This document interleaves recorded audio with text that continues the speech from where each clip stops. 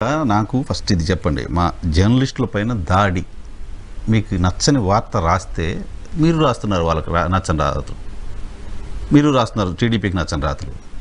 ఆఫీసుపై దాడి చేయడాన్ని ఎలా సమర్థించుకుంటారు? నేనేమంటా అంటే, మీరు ఈనాడు పేపర్ తీసుకోండి, ఆంధ్రజ్యోతి పేపర్ తీసుకోండి, సాక్షి పేపర్ తీసుకోండి. నేను ఎక్కడ మీ సమక్షంలోనే మీరు జర్నలిస్ట్గా ఉన్నారు, నేను ఒక రాజకీయ నాయకునిగా ఉన్నాను. మీరు చూడండి ఎన్ని వార్తలు, వ్యతిరేక వార్తలు వచ్చాయి, ఎన్ని అనుకూల వార్తలు వచ్చాయి. నేనేమంటానంటే, దాంట్లో ఈనాడు పేపర్ ఓన్లీ జగన్మోహన్ రెడ్డి గారి మీద, వైఎస్ఆర్ కాంగ్రెస్ పార్టీ మీద బురద జల్లే కార్యక్రమం తప్ప, ఆంధ్రజ్యోతి పేపర్లో, ఈనాడు పేపర్లో, మా సాక్షి పేపర్లో కూడా చూడండి, నేను ఎక్కడ తప్పను. మొత్తం 100 వార్తలు ఉంటే 99 వార్తలు జగన్మోహన్ రెడ్డి గారికి వ్యతిరేకంగా. అంటే నిజాలు రాస్తే నేనేమంటే, జర్నలిస్ట్ అనేది ప్రజల తరపున పోరాడాలి, ప్రజల యొక్క సమస్యల పట్ల వాళ్ళు సమస్యలను వివరిస్తే ప్రభుత్వానికి కనువిప్పు కలిగేలాగా మాట్లాడితే తప్పేం లేదు. తప్పుడు వార్తలను, తప్పుడు ఏదైతే ప్రభుత్వం మీద బురద జల్లే కార్యక్రమం, మంచి చేస్తా ఉన్నా కూడా మంచిని చూపించకుండా అసలు జరగని చెడును ఏంటి జరిగింది దానికంటే ముందు ఇప్పుడు దాడి చేసామని ఒప్పుకుంటారా? నేనేమంటా అంటే, సార్ నేను ఇప్పుడు మీరు అడుగుతున్నారు కాబట్టి చెప్తున్నా. ఈరోజు రాసింది ఈనాడు పేపర్లో నిన్న ఒక సంఘటన, ఏదైతే కాటసాని రాంభూపాల్ రెడ్డి గారు అక్కడ దాదాపు 30 సంవత్సరాల నుంచి ఎమ్మెల్యేగా ఉన్నారు. ఆయన ఇండిపెండెంట్గా పోటీ చేస్తేనే దాదాపు 80,000 ఓట్లు వచ్చినాయి ఆయనకు. అని అంటే 6 టర్ములు ఆయన ఎమ్మెల్యేగా గెలిపించారంటే, మీరు చెప్పిన తప్పుడు రాతలో మీరు చెప్పినవన్నీ చేసి ఉంటే ప్రజలు గుడ్డి వాళ్ళ? నేను మిమ్మల్ని సూటిగా అడుగుతా ఉండా, ఇలాంటి తప్పుడు మాటలు మళ్ళా అక్కడ ఏం తప్పు రాశారు? అక్రమ మైనింగ్ చేశాడు, ప్రతిరోజు ₹1,00,00,000 డబ్బులు లాగేస్తున్నాడు, అక్రమ మైనింగ్ అని చెప్పాడు. నేను అంటున్నా, అక్కడ ఎన్నో సంవత్సరాల నుంచి దాదాపు నేషనల్ హైవే మొదలుపెట్టి 10 సంవత్సరాలు అవుతా ఉంది. ఆ 10 సంవత్సరాల నుంచి తెలుగుదేశం పార్టీ నాయకులు గతంలో ఏదైతే అక్కడ ఉండే వెంకటరమణ కాలనీలో ఉండే ఫ్లైఓవర్, నేను కూడా మీరు ఎక్కడైనా వెళ్ళినప్పుడు ఆ కర్నూలుకి ఎంటర్ అయితేనే ఒక ఫ్లైఓవర్ చాలా సంవత్సరాలుగా పెండింగ్లో ఉండేది. ఆ యొక్క పెండింగ్ సమస్యను ఆయన తన సొంత సమస్యగా తీసుకొని ఏది 12 ఏళ్ల సమస్యను గత ప్రభుత్వాలు నిలబెడితే ఎస్ఎస్ కన్స్ట్రక్షన్ టెర్మినేట్ అయిపోతే ఎవరు రాకుండా ఉంటే ఆయన వేరే ఎమ్మెల్యే గారి చొరవతో నేషనల్ హైవే పిఎం బాలగణేష్తో మాట్లాడి 6 నెలల్లో కంప్లీట్ చేయించాడు. అక్కడ అక్రమ మైనింగ్ చేశారు అంటున్నారు. వాళ్ళ దగ్గరికి వెళ్ళి అక్రమ మైనింగ్ చేశారా, సక్రమ మైనింగ్ చేశారా, ఎన్ని క్యూబిక్ మీటర్ల మీరు గ్రావెల్ వాడారు, దానికి సంబంధించిన రాయల్టీలు అడిగితే, ఒక విలేకరుగా ఎవరు జర్నలిస్ట్గా అడిగితే ఎవరికైనా చూపించడానికి వాళ్ళు రెడీగా ఉన్నారు, చేశారు. ఏమంటున్నారు? నేనేమంటానంటే, అక్రమ మైనింగ్ అంటున్నారు. నేనేమంటా అంటే, గత ప్రభుత్వ పాలనలో చంద్రబాబు నాయుడు గారు 5 సంవత్సరాల ప్రభుత్వ పాలనలో అక్రమ మైనింగ్ చేశారు. అక్రమ మైనింగ్ అని అంటే వాళ్ళు ఎన్ని కేసులు పెట్టారు, మేము ఎన్ని కేసులు పెట్టారు? నాకు పాయింట్ ఏంటి? ఒక్క నిమిషం. అంటే నేను ఏం రాయొద్దని కాదు చెప్పేది, నేను రాయొద్దని నేను ఎక్కడ చెప్పను. మైనింగ్ అక్రమ మైనింగ్ చేశారు అంటే నేను 100 రాస్తారు సార్. నేనేమంటా అంటే, ఇప్పుడు లీగల్ గా ఫైట్ చేయండి. నేనేమంటా అంటే, ప్రతిరోజు ఒక వ్యక్తి గురించి వ్యక్తిత్వాన్ని హననం చేస్తూ, చేయని పని చేసినట్టుగా, దొంగతనం చేసినట్టుగా, దొంగ లేకుంటే అక్రమమైన, నేనేమంటా అంటే, నువ్వు సాక్ష్యాలతో చూపించు అంటున్నా. ఇప్పుడు కాటసాని రాంభూపాల్ రెడ్డి గారు ఇన్ని కోట్ల రూపాయలు మైనింగ్ చేసి దొంగలు దోచుకున్నారనే విషయం చూపించాలి కదా. ఊరికే బురద జల్లేస్తే ఎలాగా? నేను దానికి వివరణ ఇస్తున్నా. గత ప్రభుత్వ పాలనలో 400, నేనేమంటానంటే, దాడి చేయటం ఏంటి సార్? నేను వినండి సార్, పూర్తిగా వినండి. దాడి ఎందుకు చేశారు, ఏంటి చేశారు, దాని గురించి పూర్తి చెప్తాను. ఎవరి పాలన ఏమేమి చేశారు, ఎన్ని దాడులు చేశారో. అక్కడ పోయి ధర్నా చేశారు, రెచ్చగొట్టే వ్యాఖ్యలు చేశారు. రెచ్చగొట్టే వ్యాఖ్యలు చేసినప్పుడు ఎవడో ఒకడు చిన్న, అతనికి సంబంధం లేకుండానే ఒక రాయి వేసింటారు. రాయి వేసినంత మాత్రం అక్కడ వేరే సీన్ జరగాలి. అక్కడికప్పుడు ప్రభుత్వంలో ఉండే పోలీసులు వచ్చి ప్రభుత్వం వాళ్ళ మీద చర్యలు తీసుకుని వాళ్ళ మీద కేసు పెట్టడం జరిగింది. ఇది మొట్టమొదటి పాయింట్. అక్కడ జరిగిన సమస్యను జరగనీయకుండా ఏదో ఒక రాయి పడితే రాయి గురించి మాట్లాడారు. ఆయన జీవితం మీద రాయి వేశారు. మీరు ప్రతిరోజు బురద చల్లుతా ఉన్నారు. నేనేమంటానంటే, దాని గురించి వివరణిస్తున్నా. చంద్రబాబు పాలన, 5 సంవత్సరాల బాబు పాలనలో అక్రమ మైనింగ్ కేసులు 424 కేసులు పెట్టారు. అంటే 424 కేసులు పెట్టారు. ఇప్పుడు జగన్మోహన్ రెడ్డి గారు ముఖ్యమంత్రి అయిన తర్వాత అక్రమ మైనింగ్ కేసులు 786 కేసులు పెట్టారు. మీ టైంలో ఎక్కువ మైనింగ్ జరుగుతుంది మాకు. నేనేమంటానంటే జరిగిందా, అది కూడా చెప్దాంలే. అక్రమ మైనింగ్ జరిగింది అంటున్నారు. నేనేమంటా అంటే అక్రమ మైనింగ్ జరిగింది. అక్రమ మైనింగ్ జరిగింది అని అంటే ప్రభుత్వానికి ఆదాయం రాకుండా మా వాళ్ళు దోచుకున్నారనే కదా మీరు చెప్పేది? ఎస్, అంతేనా? ఎస్. చంద్రబాబు నాయుడు గారి పాలనలో మీరు ఒక తీసుకోండి, 7,964 కోట్ల రూపాయలు ప్రభుత్వానికి ఆదాయం వచ్చింది మైనింగ్ ద్వారా. జగన్మోహన్ రెడ్డి గారి పాలనలో ఇప్పటికి 4 సంవత్సరాల 9 నెలల కాలంలో 13,388 కోట్ల రూపాయలు ఆదాయం వచ్చింది. గవర్నమెంట్కి ఆదాయం వచ్చిందంటే ఎవరు అక్రమ మైనింగ్ చేశారు? నేను దీన్ని డిఫరెంట్ చేస్తే 5,800 కోట్ల రూపాయలు చంద్రబాబు నాయుడు గారి పాలన కంటే జగన్మోహన్ రెడ్డి గారి పాలనలో 5,880 కోట్ల రూపాయలు ప్రభుత్వానికి ఆదాయం కలిగింది. దేన్ని మీరు ప్యూరిఫైడ్ చేస్తారు? డేటా ఉంది కదా, ఇప్పుడు నాతో చెప్తుంది, మీరు చెప్పొచ్చు. మీ పత్రిక నేను చెప్తున్నా సార్, నేను ఏమంటున్నా అంటే మమ్మల్ని ఎక్కడ చెప్పనిస్తా ఉన్నారు? దగ్గర పోయి ధర్నాలు చేయడం, ధర్నా చేస్తారు సార్. నేనేమంటానంటే నేనేమంటా అంటే మీరు మంచి క్వశ్చన్ వేశారు. మన జాతీయ నేత, మన భారతదేశానికి స్వాతంత్ర సమరయోధుడు పింగళి వెంకయ్య గారు తెలుసా మీకు? తెలుసు కదా, అందరికి తెలుసులే, చిన్న పిల్లల్ని అడిగి చెప్తారు. మన భారత జాతీయ పతాకాన్ని రూపొందించిన పింగళి వెంకయ్య గారు. ఆయన మనవడిని ఎవరు చంపారు సార్? ఎన్కౌంటర్ అనే ఒక పత్రిక పెడితే తెలుగుదేశం పార్టీకి వ్యతిరేకంగా రాస్తే కిరాతకంగా చంపారు సార్ పింగళి వెంకయ్య గారు మనవాడిని, దశరథ్ రామ్ గారు అని. మీరు రికార్డులు, మీకు జర్నలిస్ట్ గా మీకు తెలిసే ఉంటుంది ఆయన యొక్క భావాలు విలువలు. చిలకలూరుపేటలో శంకర్ అని ఆంధ్రప్రభ విలేకరిని చంపేశారు సార్. తాడిపత్రిలో సాక్షి విలేకరులను కొట్టి కాల్చేశారు. అంటే నేనేమంటానంటే వాళ్ళు చేసింది, మా వాళ్ళు ఒక రాయి వేశారు, ఎవరో తప్పు చేసిన ఖచ్చితంగా కఠినంగా శిక్షించాల్సిందే, దాంట్లో ఎటువంటి అభ్యంతరం లేదు.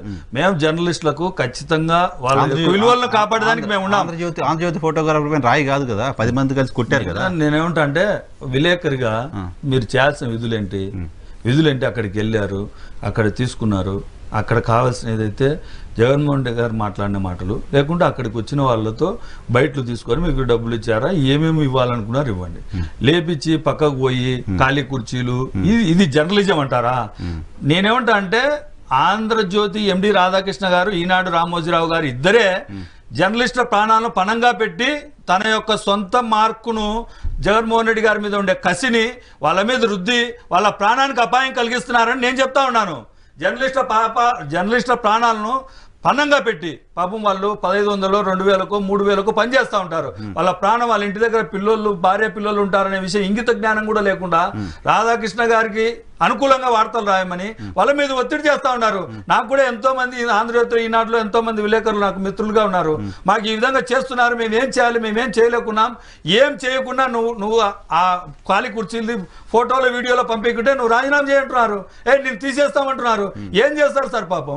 ఖాళీ కుర్చీల ఫోటోలు తీయడానికి పోతే కొట్టారు. నేను అంటే అక్కడికి వెళ్ళి ఖాళీ కుర్చీలు లేపించి అక్కడ ఉండే వాళ్ళను పక్కకు పంపించి, మీరు ఇక్కడ లేరు, మీరు డబ్బు తీసుకొని వచ్చారా, మద్యం తాగి వచ్చారా, బిర్యానీ తీసుకొని వచ్చారా, ఏంటి సార్ ఇది? నాకు అర్థం కాలేదు. అన్ని 11 లక్షల 12 లక్షల మంది సిద్ధం సభకు వస్తే మా వైఎస్ఆర్ కాంగ్రెస్ పార్టీ కార్యకర్తలు, జనాలు కాదు సార్ వాళ్ళు, వైఎస్ఆర్ కాంగ్రెస్ పార్టీకి సుశిక్షితమైన కార్యకర్తలు, వాళ్ళు జగన్మోహన్ రెడ్డి గారి అభిమానులు, వీళ్ళందరూ సభకు వస్తే మా సభలోకి వచ్చి నువ్వు తీసుకో, జగన్మోహన్ రెడ్డి గారు తప్పు మాట్లాడారు, ఇది తప్పు, ఇన్ని 67 లక్షల పింఛన్లు ఇస్తున్నాడని చెప్తున్నాడు, లేదు మీరు మీ దగ్గర క్యాటరికల్ గా మీ దగ్గర ఏదైతే ప్రభుత్వ సమాచారం ఉంటుంది తీసుకోండి, గత ప్రభుత్వ పాలన ఎన్ని పింఛన్లు ఇచ్చారు, ఇప్పుడు ఎన్ని పింఛన్లు ఇస్తున్నారు. మీకు మీడియా ఉంది, ఖాళీ కుర్చీలు, ఖాళీ కుర్చీలు లేవురా బాబు, మొత్తం జనాలు ఉన్నారు, మీరు చూపించవచ్చు కదా, ఎందుకు? అదే మాట అంటే అక్కడ ఉండే ఆంధ్రజ్యోతి విలేకరి చాలా తప్పుగా బిహేవ్ చేశారు కాబట్టి అక్కడ ఉండే వాళ్ళు కొట్టిన వాళ్ళను మళ్ళా మా వాళ్ళే అతన్ని కాపాడి పోలీసులకు అప్పగించి హాస్పిటల్లో జాయిన్ చేసింది కూడా వైఎస్ఆర్ కాంగ్రెస్ పార్టీ నాయకులే. పోలీసులకు అప్పగించింది నాలాంటి వాడు కూడా ఉంటాడు కదా సార్. అక్కడ కొంతమంది మూర్ఖులు ఉంటారు, కొంతమంది మా దాంట్లో కూడా ప్రతిరోజు జగన్మోహన్ రెడ్డి గారి మీదనో వైఎస్ఆర్ కాంగ్రెస్ పార్టీ బురద చల్లుతా అంటే ఆవేశం తట్టుకోలేకుంటారు. మరి మీరు మాత్రం ప్రతిరోజు పొద్దున్న లేసి అంచి వైఎస్ఆర్ కాంగ్రెస్ పార్టీ మీద జగన్మోహన్ రెడ్డి గారి మీద వ్యక్తిగత దాడులు, వాళ్ళకి ఇష్టం వచ్చేట్టు రాతలు రాస్తా ఉంటే వాళ్ళ మనసుకు బాధ కలిగినప్పుడు ఖచ్చితంగా దాడి చేస్తారు సార్. నేనేమంటా అంటే వాళ్ళకందరికి దాడి చేయమని మేమేం చెప్పాము. వాళ్ళ మనసుకు గాయం కలిగినప్పుడు ఖచ్చితంగా చేస్తారు. అది తప్పే. అది ఎవరు చేసినా, వైఎస్ఆర్ కాంగ్రెస్ పార్టీ నాయకులు చేసినా, ఎవరు చేసినా తప్పే. వాళ్ళ మీద ఖచ్చితంగా కఠినమైన చర్యలు తీసుకుంటాం. అది మా తమ్ముడైనా మా అన్నైనా ఎవరైనా సరే కఠినమైన చర్యలు తీసుకోమని మేము పోలీసులను కోరుకుంటా ఉన్నాం. అయితే జర్నలిజం అనే ఒక ముసుగు పెట్టుకొని తన యొక్క అనుమాయాలను లేకుంటే చంద్రబాబు నాయుడు గారి అధికారంలోకి తీసుకురావాలని దొంగల ముఠాకోర్లను అధికారంలోకి తీసుకురావాలని ప్రభుత్వం ప్రజలకు పనిచేస్తూ ఉంటే వాళ్ళకి ఏం చేయలేదని అబద్ధ ప్రార్థనలు రాస్తున్న వాళ్ళందరికీ ఖచ్చితంగా జర్నలిజంగా వాడాలి. కానీ నిజాలు చెప్తుంటే, నిజాలు రాస్తుంటే, నిజాలు చూపిస్తుంటే తట్టుకోలేక ఫ్రస్ట్రేషన్తో ఒక్క నిమిషం సార్, ఏం రాశారంటే కబ్జాలు చేశారు అన్నారు. ఎక్కడ 56 ఎకరాలు నంద్యాల మన కాలువ బుగ్గ దగ్గర 50 ఎకరాలు కొని దాని పక్కన 10 ఎకరాలు చేశారని చెప్పారు. ఆ 56 ఎకరాలు ఎవరికి ఉన్నారో తెలుసా సార్? నంద్యాల ఆర్యవైశ్య డాక్టర్ అయినటువంటి మధుసూదన్ రావు అని ఈఎన్టీ స్పెషలిస్ట్ కొన్నారు. ఈఎన్టీ స్పెషలిస్ట్ ఆయన నంద్యాల కర్నూలు జిల్లాలోనే ఫేమస్ డాక్టర్, రాయలసీమలోనే ఫేమస్ డాక్టర్. మా పెదనాన్నకు కూడా మంచి మిత్రుడు ఆయన మధుసూదన్ రావు గారు, ఈఎన్టీ డాక్టర్. ఆయన కొన్నాడు. ఆయన కొని ఆయన ఏదో ఆడ భూమిని కొంటే రాంభూపాల్ రెడ్డి గారికి ఏం సంబంధం సార్? నాకు అర్థం కాదు. నేనేమంటానంటే రాశారు సార్, నేను తప్పుడు రాతలు రాశారు.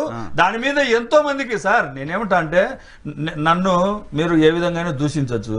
నాతో పాటు ఉండే వాళ్ళు, నన్ను అభిమానించే వాళ్ళు, నాకు సంబంధించిన ఖచ్చితంగా వాళ్ళకు బాధ కలుగుతుంది కదా. ప్రజాప్రతినిధులు చేసే తప్పులు ఒప్పులు ఉన్న సమాచారం మేరకు రాస్తే ఇది కాదు ఇదని వివరణ ఇవ్వచ్చు.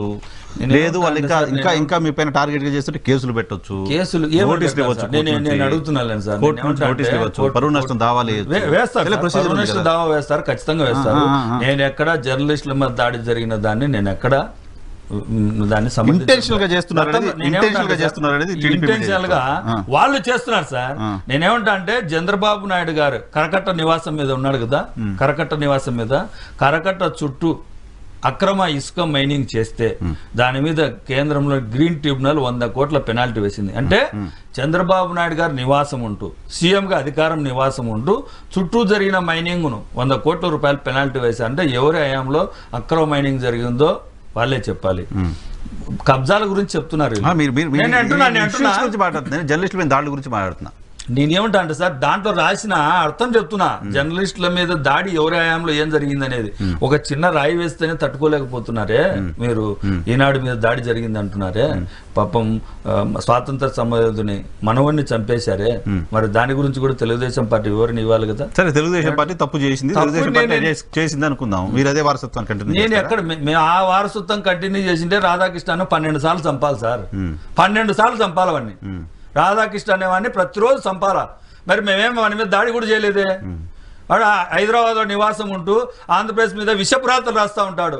ఆంధ్రప్రదేశ్ రాష్ట్ర ప్రజల మీద ప్రభుత్వం మీద విషప్రాతలు రాస్తా ఉంటాడు. 100 సార్లు చంపాలి సార్ రాధాకృష్ణను. మీకు అనిపిస్తుంది విషప్రాతలని, వాస్తవాలను వాళ్ళు. నేనేమంటా అంటే మీరు ఒక జర్నలిస్ట్ గా మీరున్నారు. ఆంధ్రప్రదేశ్ ప్రభుత్వం మీద ప్రతిరోజు వార్తలు రాస్తా ఉంటారు. నిజాలు మీకు తెలియవా? నేనేమంటా అంటే ఈ పేపర్లో రాసిందంతా నిజమవుతుందా? నేనేమంటా అంటే క్యాటరికల్ గా మేము దానికి ఖండన ఇస్తా ఉన్నాం. ఖండన రాయాలి కదా. ఆంధ్రజ్యోతిలో ఏం రాశారు ఈ మధ్యన? శర్మిలమ్మ గారి మీద ఏదో అమితమైన ప్రేమ కలిగిన ఈ రాధాకృష్ణ అనే ఒక వెధవ. నేనేమంటా అంటే సార్, ఒక్క నిమిషం సార్, మీరు అలౌడ్ చేసా నా బాధ చెప్తా ఉన్నాను. వైఎస్ఆర్ ఫ్యామిలీ మీద రాజశేఖర రెడ్డి గారి కూతురు అయినటువంటి శర్మిలమ్మ గారు ఆ రోజు వైఎస్ఆర్ కాంగ్రెస్ పార్టీలో ఉన్నప్పుడు ఆమె మీద ఏది వ్యక్తిత్వాన్ని హననం చేస్తూ విషపురాతలు రాసినప్పుడు ఆ విషపురాతల మీద కేసు పెడితే అవన్నీ తేలింది ఎక్కడ? బాలకృష్ణ గారికి 2 బిడ్డలు ఉన్నారు. 2 బిడ్డలు కొడుకున్నాడు. బాలకృష్ణకు తెలివితేటలుంటే ఆ ఇంటి నుంచి శర్మిలమ్మ గారి మీద ఏదైతే అసెప్తపు వ్యక్తిత్వం మీద దాడి జరిగిందో అదంతా ఆ ఇంటి నుంచే జరిగింది.